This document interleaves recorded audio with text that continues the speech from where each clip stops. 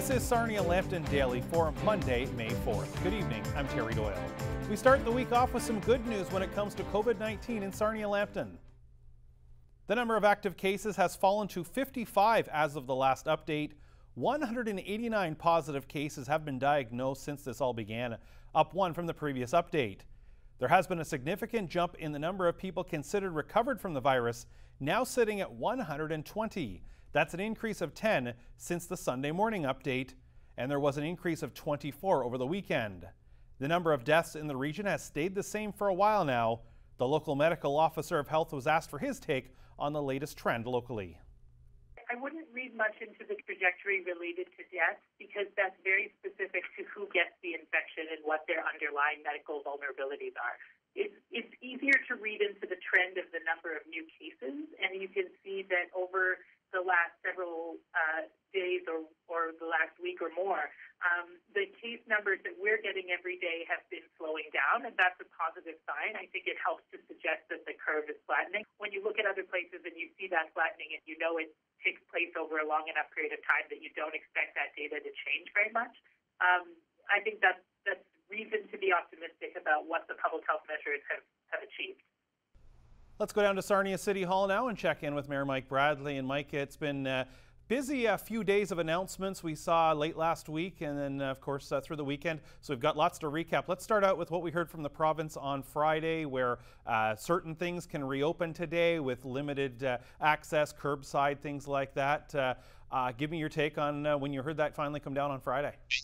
Well, Terry, that was one of the big issues. You know, the province brings forward these laws, regulations, and then we have to try to figure them out. The one we were struggling with for the last week or 10 days, as were other cities, was the landscaping one, the lawn cutting. And on Friday, they clarified through the MPP's office that, yes, those companies could go back and do the full landscaping, do all the things that they normally did. And before, it was a nightmare trying to interpret what they had said about what you could do and what you couldn't do.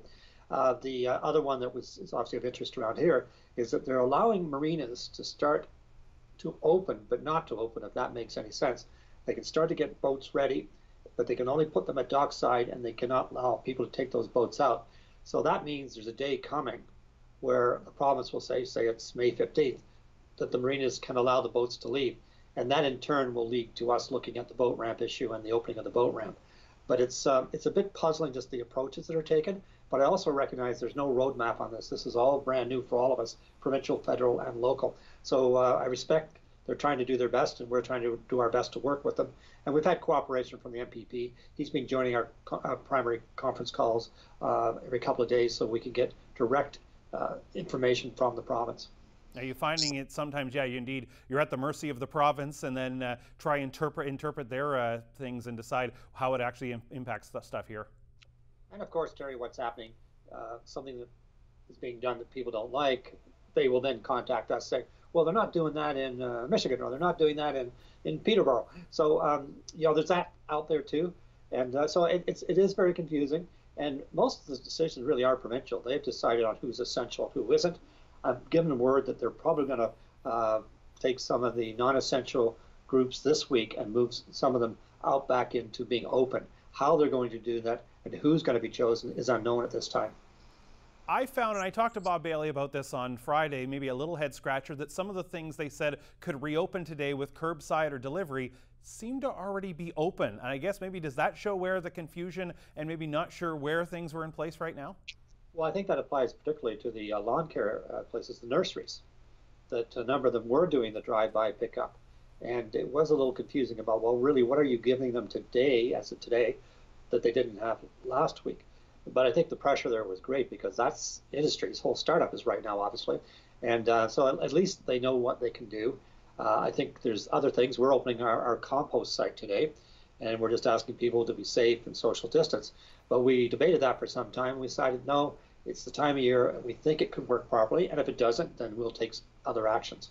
One action that you took on Friday, you as the collective group, of course, but then your signature goes on it, was continuing the fire ban, which was put in place, but had the sort of the 1 month initially to start with. Take me through those discussions that went through to then, of course, continuing it as of Friday. Well, the debate with the primary control group and the senior management team went on for days, and we're at every different position, from lifting the ban to continuing the ban. And the reality was this. The reason we put in the ban was to protect our firefighters and also to get people not to congregate in groups of 5 or 6, which is the provincial law. Nothing had changed. And both the Premier and the local medical officer of health had said, stay the course. So we decided to stay the course, as unpopular as that may be with some people. But the fact is, from my point of view, that's not a sacrifice. Sacrifice is the people that go to Blue Water Health every day at work, to go to the old age homes, the people in taxi cabs and buses driving people around, the people at the supermarkets. They're making a sacrifice because they're taking a risk. So this is not a large sacrifice. And if anything changes within the province between now and the end of May, we will look at removing the ban. But we felt it was essential. And it is somewhat ironic that there are places that, like Windsor, that do not allow fires at any time, at any place during the year. And around us, Chatham, Kent, London, all have fire bans in place, as does Windsor, obviously. So it's not unusual. And we felt it was a small thing to do to try to protect our firefighters. I guess to clarify for people, because I remember when it first came out, we had some questions even on our social media. Barbecuing is fine. Yeah, it's a flame, but no, you can do that. It is basically wood burning, for lack of a better term. It's the wood burning stuff is the thing to say no, but anything, I guess, controlled, whether like if you have a propane or something natural gas, that's okay, I understand. It's the, it's the wood burning where you could have that risk of something sparking. And Terry, in normal times, that is an issue then. We have calls from people that have health respiratory problems, and someone sets up a big blaze in their backyard, and then last year there was 130 calls to those type of incidents. And so there's a health issue there too. And in this case, it's to me a minor inconvenience, a minor sacrifice in the greater scheme of what looks to be successful. If you look at the numbers, that we haven't had a death now for probably 12 or 13 days. The number of people recovering has substantially increased. So it says basically for that 80% that are trying to follow the rules, that are self-isolating, that are keeping their social distance, the physical distance, that it's working. And I don't want us to get too far further and all of a sudden say, well, we don't have to do this anymore. And it's not true. We're going to watch Quebec with great interest to see how they're opening up, and including the schools, which to me has huge risk to it, they're doing. And we'll continue to monitor what everyone else is doing. And we'll make, in the long term, the right decision for Sarnia and Sarnia Lambton. We'll spin it back to maybe some more positives in a moment, but one thing I wanted to ask you about is the other announcement that came out late last week, I believe Friday, with the July 3rd date for sort of everything in terms of the recreational side of things with bookings and picnic areas, sort of putting a date on that to say, okay, as of right now, effective now, at least closed until July 3rd, with taking a look at it around the second week of June. Once again, take me through sort of where those discussions went about and sort of how those dates came about. Well, they've been going on for some time, for weeks, about would Canada Day proceed with the celebration. Would a lot of the events, Terry, have self-canceled. Baseball leagues have just said we're not going to be around this summer. We also have taken a very dramatic, and it wasn't an easy decision. We're not hiring our seasonal workers and our students, which is about 160 positions, because the big crisis is coming financially when businesses can't make their tax payments or they go out of business. And we're trying to prepare ourselves for that COVID storm. Canada Day was the most difficult one, but you know how successful it is here. It's one of the biggest per capita Canada Days in the country, and there is no way at this point that we could allow crowds to gather. In fact, it would be illegal unless the law changes, and not take risk for the community. Well, one of the points I've tried to make when dealing with the media, when people say Canada Day is canceled, the official ceremony is canceled, but you can do your own Canada Day in any way, shape, or form you can, as long as you respect the rules. And the Canada Day Committee, which is a great committee, is working very, very hard on a virtual Canada Day, linking in with whatever Ottawa does and other cities across the country. And the one thing I can promise you, because obviously we believe we'll be out of this COVID storm by next Canada Day, you're going to see the biggest Canada Day in this community's history. Well, we're even looking at the idea of just obviously re-airing last year's Canada Day, so at least people can see their friends and their neighbors celebrating that way and still see those familiar faces. One thing now, of course, you talk about some of those areas. City staff, you talk about, not hiring certain, but let's talk about the staff that are being very agile. I'm sure chipping in at various areas. I know I've heard that arena people, of course, are going to be helping out outside, and I'm sure that's the thing where the staff has been able to, be agile, whether it's the people who normally work in City Hall to the outside workers, to keep things going as much as possible. And that area is happening, and it's even in some of the departments, there's been transfers, public works, transit, that type of thing, and the arena groups too, because there's still going to be cutting of the grass in the parks. it's not going to be anywhere near it was in the past with the flower beds and all those things that to make the waterfront and the parks so attractive. But everyone in the city family is pulling together. There's some things that will be coming to the next council meeting next Monday, and I don't want to disclose them now, but internally the CAO has taken some steps to try to manage the people here and to make sure there aren't job losses beyond the ones that we've already put in place. And that's what the city family is doing. They're coming together and saying, look, we're all in this together. We're going to get through this. And there is going to be some sacrifice. And some of that sacrifice for the city workers will be obvious at the next council meeting. Do you find, at least as we kind of wrap things up, most people seem to get it? I know I've been out for walks, and it's that idea where instead of two people crossing on the sidewalk, they go wide, for example. Or I've even seen a couple of people where two cars parked, and yeah, they may have been a little bit of a gray area, but they two parked in a parking lot, and they each sat in their cars and talked and just kept their distancing. Do you find most people seem to get it right now? Well, Terry, I have two homes, and I only go back from one home to the other. That's my Groundhog Day every day, where I live downtown and City Hall. And yesterday, it was great to see there were a lot of people out walking, and they were doing all those things that you talked about. I saw people come down and sit on the waterfront with lawn chairs 6 feet apart.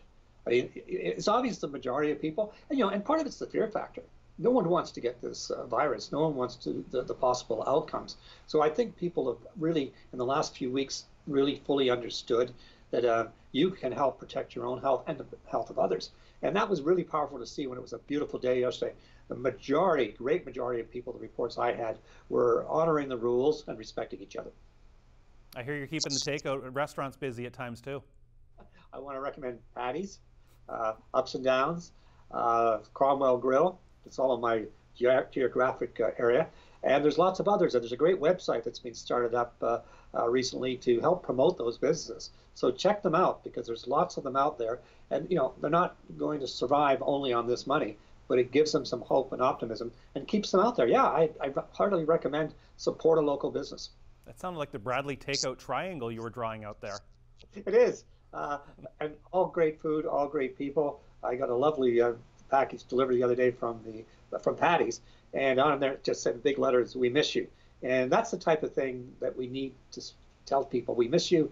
We know we're going to get through this. And I'm even missing people, Terry, I didn't like and didn't like me. That's how bad it's got.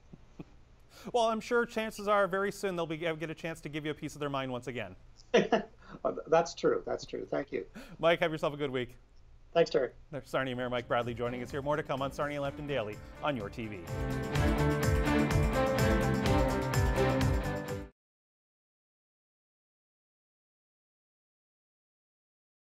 Welcome back to Sarnia Lambton Daily. Well, we have a new general manager with the Sarnia Sting, and he joins me now from his home in Midland, Ontario. Here's Dylan Seca. And Dylan, take me through the process, first of all, when you officially found out and talked to the Sting and made this official. We found out, I believe, Friday, but what was sort of the timeline working with the ownership to make the general manager position official? Thanks, Terry. Thanks for having me. Maybe a week and a half, to be truthful. With Nick Sinclair's departure and knowing Nick as well as I did, I had a feeling some things were happening. And yeah, the owners and Dave and Darian had reached out, and we kind of talked about some scenarios, and we were able to come with an agreement that works for everybody. And yeah, obviously super excited to get started on it. But I went relatively quick too. But the big part of it is getting my family on board, and that was a conversation that took a few days too. But Friday was an exciting day, not just for me personally, but I think for everyone to kind of have what we might say a new fresh look at things. So yeah, good day. Dylan, you're not new to the Sarnia Sting by any means, but maybe weren't one of the front and center people when it came to the fans and the general public. So you do lots of scouting. Time to scout yourself a little bit. Give us a little introduction of a little background on Dylan Seca.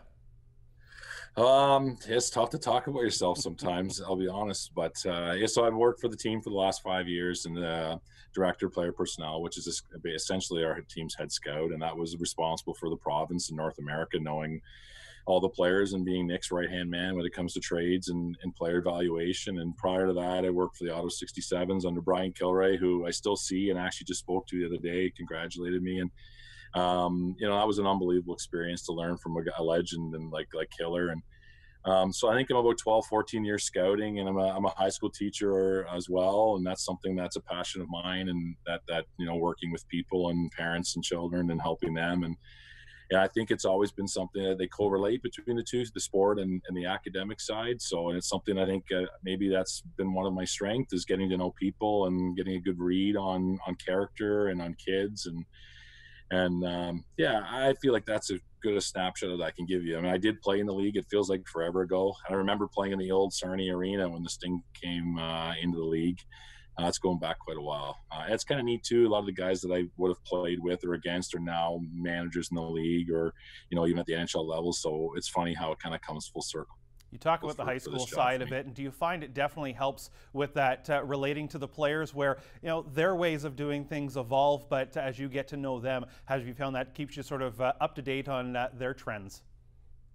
I really believe that, for sure. And I mean, kids don't really change. I mean, maybe their access to technology changes, and maybe sometimes their motivation changes. But you're right. Like, I feel really lucky to be working with them day to day, and and that's reading the days that things are good and the days that things are bad. And I mean, that's my experience too through teaching, is working with those at-risk type of people. And and hockey players are no different. There's good days and bad days, and there's things in their lives that they need support with. And I think that's where I'll be really be able to help.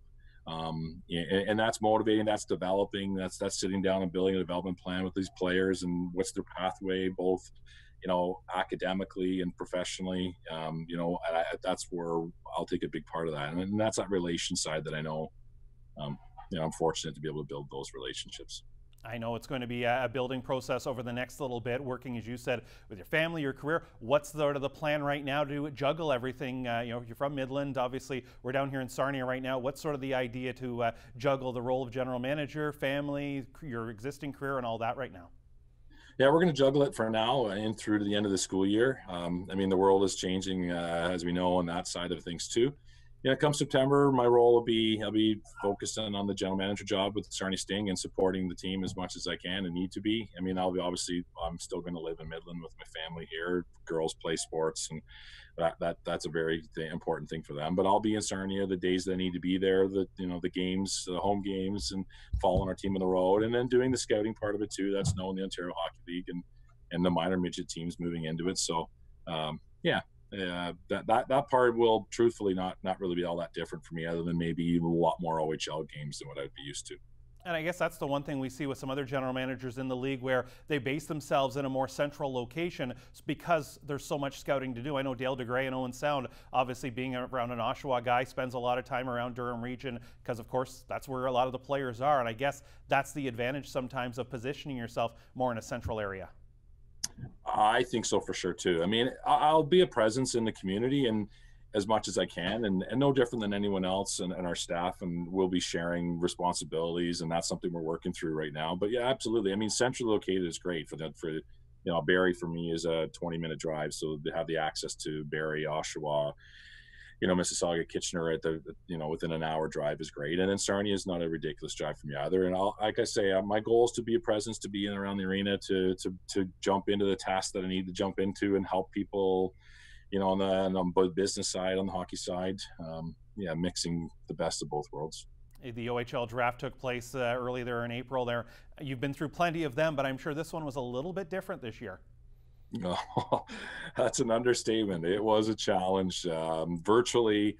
Virtual part of it, you're right, is not terribly different. I mean, we're usually using the online platforms, but to have everyone satellite and then trying to, you want to read your scouts' body language. You want to have in-depth conversations with what they liked and what did they see and where do we go next. It was a challenge. I hope we never have to go through something like that again.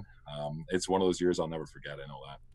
Take me through leading up to the draft, and yourself, of course, Nick Sinclair, everybody would have dealt with this, but that fact that all the seasons stopped immediately, the face-to-face discussions weren't happening, those probably 3 weeks before the draft had to be even probably the bigger difference. Oh, absolutely. So we would normally have in face-to-face, whether we're in the player's home or in a restaurant or hotel room, to get to know as a character reference interviews. And that's usually a big part of the last 2 months of the season. And we put a lot of stock in that internally. So we were doing Zoom calls, conferences, trying to get to know the players, their parents, the dynamic in their family, and that was difficult. And we were fortunate; we've got a great scouting staff, so we had all of our scouting, really player evaluation work was completed, and we were just leading into the OHL Cup. So really, from that standpoint, we were fine. There was no gaps in what we thought a player was going to be. It's more just getting to know the kids and their families. It was a struggle, but you know what? It was something that I think it proved to us too, Terry, and as the rest of the world, you can see that it can work in the virtual world and this reality. These types of conversations have some value, and it's something I think we'll use more often.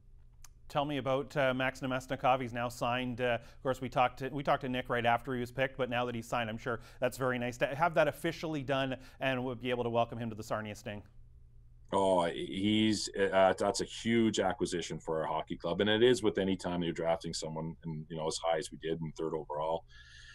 Unbelievable talent, great kid, character player. The skill set is what we would say is elite. It's a 5 out of 5. I mean, his ability to read the ice and make plays out of nothing and takes pucks into tough areas. He's going to be an electric player to watch. I mean, we've seen the fans that saw like a Travis Konechny style game that came through. I'm not saying that, he'll be exactly like Travis, but he'll play a high energy game very similar to him, and he needs some time to adapt to our league. But he's electric. So exciting to have him, join us. That's a big deal for us. Today officially announced that Zach Felak out of Detroit CompuWare was coming as well. He's a 9th round pick, but tell us about him. Yeah, another player we really liked, and it went later, obviously, just because he had a college commitment to Michigan State, and that was widely known to teams around the league. We had some really good conversations with him. Our owner, David Legwan, had known the family a little bit too, and we'd been kind of recruiting him throughout the course of the winter. So we had a good inkling that if we were to draft him, we could have some negotiations to get him here. And a high-end player, compete levels off the charts, plays physical, has good skill in tight.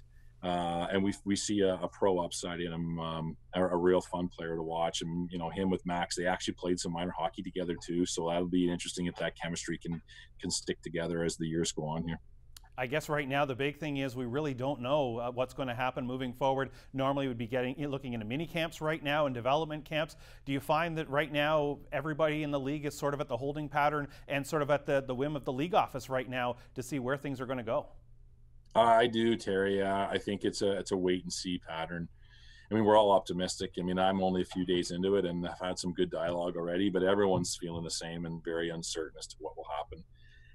But in the same breath, I think we have to plan as if September is normal, and because if it is, then we got to be ready, and that's kind of our mindset. Looking at signing players, and we talked about Max and Zach, and we're hoping to sign a couple others in the next little while, and status quo. And then we're doing Zoom calls with their players and exit meetings, and we're talking with them, trying to make sure that they're training throughout the summer and ready to go for September if we're ready. I'm optimistic. My fingers are crossed. Before we let you go, Dylan, you've been around this team long enough that you've seen sort of the entire cycle of the current group of players, and I've got to think that made things a little bit easier transitioning to the new role, or really maybe is it more a title change as much as anything because you're so familiar with the current group of players? Yeah, I think so. That's a good way to put it. I obviously, drafted a majority of them either or part of some of the trades for a few of the acquisitions. They interviewed, all majority of them at some point too. So have a really good connection with them. It's a different role. I mean, some of them I haven't seen a whole lot over the last couple of years because I'm obviously off doing the scouting side, but seamless in that way. And it's great to know all the staff that's currently working for the hockey club. I mean, we're obviously have been working with them the last 5-6 years as well. So that really, yeah, I think it's seamless, and the goal is to really have a collaborative approach, and everyone's pretty excited, and I'll be honest, I'm feeling the exact same way.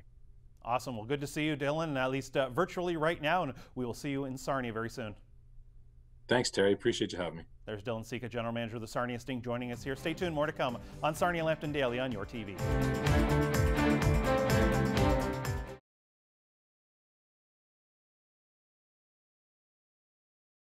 Recapping our top story tonight, the number of active cases of COVID-19 in Sarnia Lambton has dropped down to 55 as the provincial government allowed certain businesses to reopen today, mostly with curbside pickup and delivery options. Well, that's going to do it for our show for this Monday, May 4th. Thanks for joining us. We'll be back with you tomorrow for more of Sarnia Lambton Daily.